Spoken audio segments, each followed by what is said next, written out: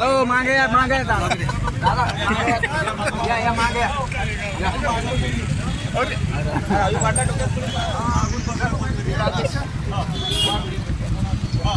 एक मिनिट गोल इकडून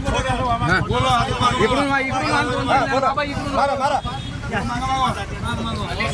मोठा करा आधी गोल मोठा करा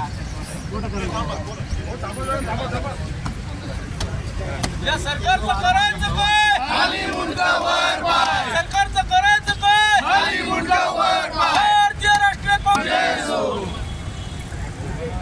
शेतकऱ्यांना कर्जमाफी आज जो विराट मोर्चा काढला काय कारण होतं?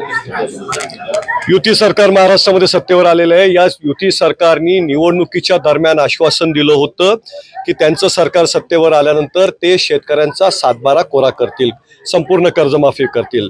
या संदर्भात सध्याचे मुख्यमंत्री देवेंद्र फडणवीस साहेबांचे अनेक व्हिडिओ क्लिप्स देखील व्हायरल झालेले आहेत आणि त्यामुळं आज अधिवेशनाचा म्हणजे खऱ्या अर्थाने पहिला दिवस आहे आणि त्यामुळं आम्ही आज जो मोर्चा काढलाय तो या सरकारपर्यंत आवाज पोहोचवण्यासाठी की जे आश्वासन त्यांनी निवडणुकीच्या दरम्यान दिले 7/12 कोरा करण्याचं त्याची तात्काळ अंमलबजावणी त्यांनी करावी, शेतकऱ्याचा 7/12 कोरा करावा। खरं तर देशाचे पंतप्रधान नरेंद्र मोदी साहेब यांनी पंतप्रधान होण्याच्या आधी शेतकऱ्यांचं उत्पादन दुप्पट करू, शेतकऱ्यांना दुप्पट हमी भाव देऊ अशा पद्धतीची एक नाही अनेक आश्वासनं दिले होते आणि त्याची देखील आठवण या निमित्ताने या मोर्चाच्या निमित्ताने आम्ही करतोय।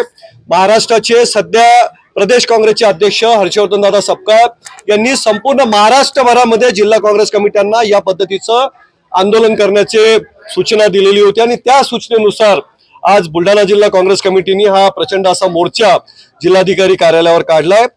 आम्ही या सरकारला आठवण करून देऊ इच्छितो की तुम्ही जी आश्वासनं दिलीत ती पूर्ण करा।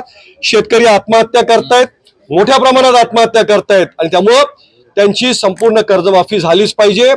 महाराष्ट्राचे कृषी मंत्री यांचा प्रचंड मोठा भ्रष्टाचार उघडकीस आलाय आणि त्यामुळं त्यांनी देखील तात्काळ राजीनामा दिला पाहिजे, ही देखील आमची आज या निमित्ताने मागणी आहे। मी या बहिऱ्या सरकारपर्यंत आमचा हा निरोप, हा आवाज आम्ही पोहोचवू इच्छितोय।